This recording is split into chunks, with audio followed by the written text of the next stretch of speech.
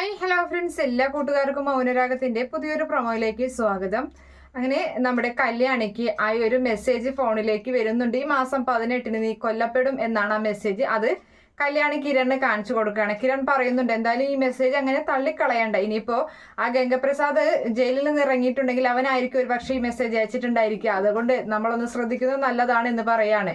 ഇതേ സമയത്ത് പ്രകാശനാണെങ്കിൽ രാഹുലിന്റെ കൂടെ തന്നെയുണ്ട്. രാഹുലിന്റെ നീക്കങ്ങൾ അറിയാൻ വേണ്ടിയിട്ട്, തന്റെ മകൾക്കെതിരെ, തന്റെ മകനെതിരെ എന്തെങ്കിലും പ്രവർത്തിക്കണമെന്നുണ്ടോ എന്നൊക്കെ അറിയാൻ വേണ്ടിയിട്ടാണ് അവൻ അങ്ങനെ കൂടെ നിൽക്കുന്നത്.